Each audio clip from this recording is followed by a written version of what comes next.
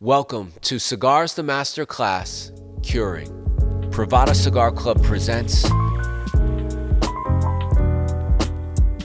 Curing barns are where the magic begins, where green tobacco leaves transform into the golden browns and deep earthy hues that define the cigars we savor.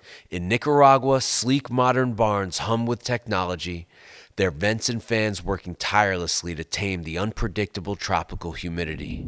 Here, every detail is calibrated, every leaf monitored, ensuring the bold, muscular tobacco SLE is known for emerges without a flaw. These barns are part science lab, part cathedral, where the future of cigars hangs, quite literally, in the balance. This is nature's workshop, where precision meets patience, and the result is something delicate. The silky, elastic wrappers that are the skin of the world's finest cigars. Meanwhile, in Pennsylvania and Cuba, tradition rules.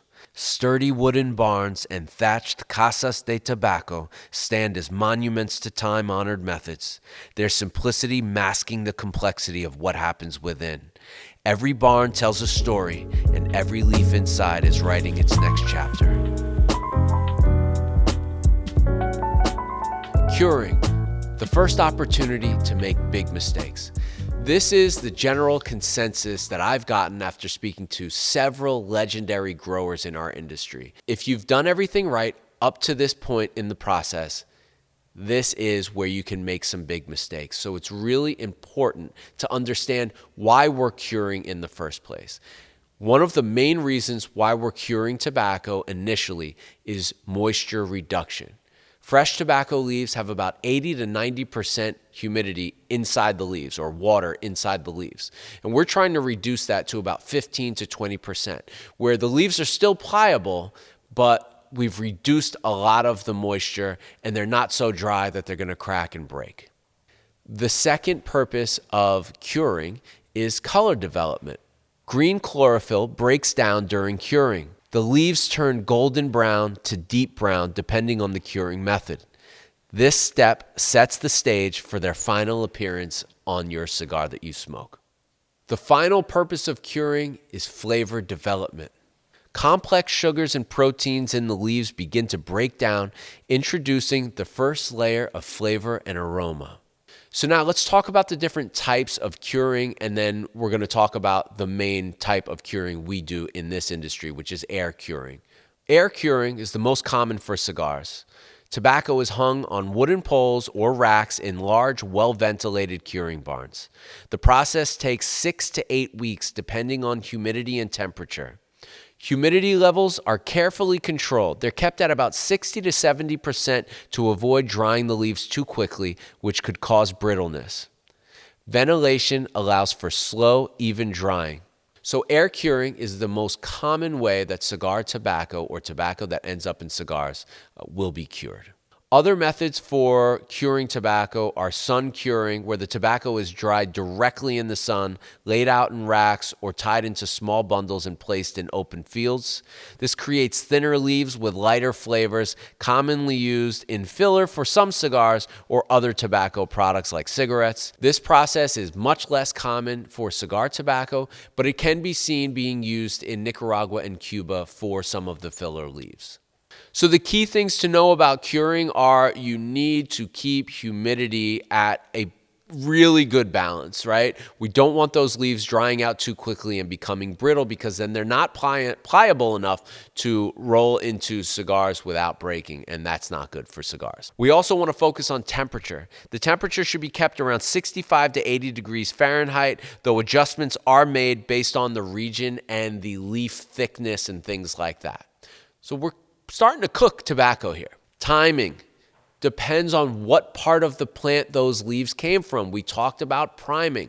So your lower leaves, velado, seco, those are going to cure for less time than ligero, which was grown on top of the plant in the sun.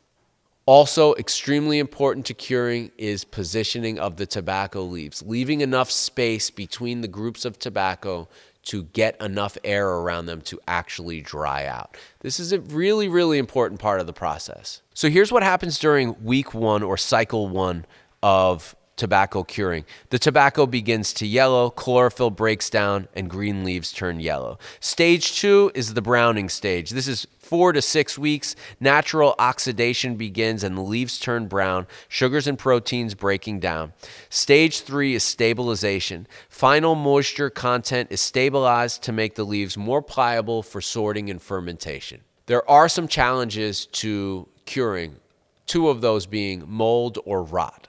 High humidity or poorly ventilated barns can cause fungal growth, ruining entire batches.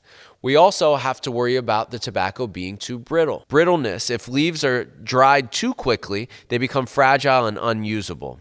And from here on out, we're going to be separating this tobacco often, and you're going to get paid on, as a farmer, where those tobacco leaves get separated into. Could they be used for wrapper? That's your money crop.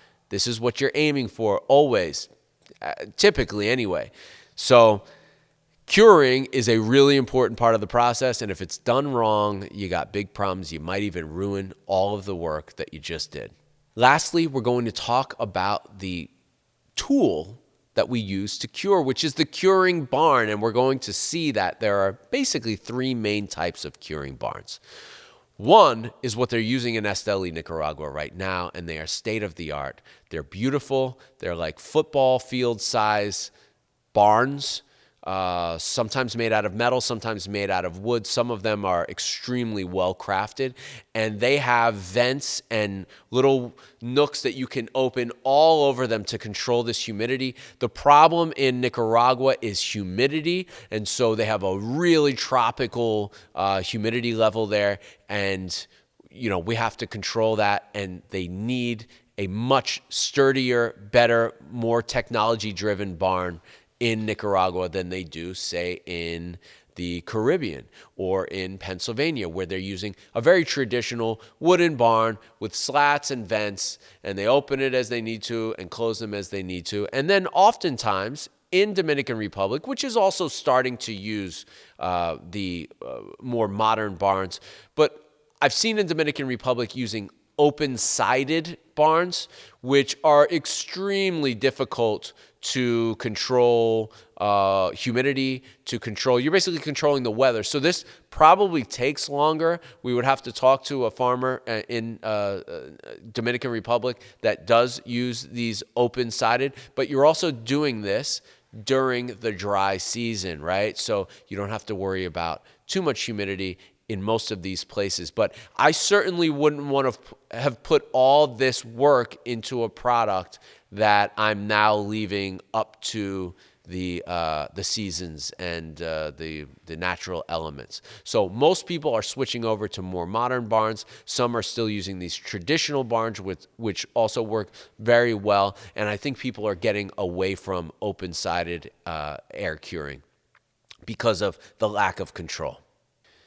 Curing is a slow, deliberate process that lays the foundation for what that tobacco is going to be like and smoke like in its future life in that cigar. And so it's a really important part of the process, getting that color right, getting that humidity level right at the right time, at the right control, at the right heat. And when it's done well, you have great tobacco that you're ready to bring on to the next process, which you could argue may be even more important, which is the fermentation process. And we'll talk about that in our next video. But for now, thank you for joining us on Cigars the Masterclass, Curing.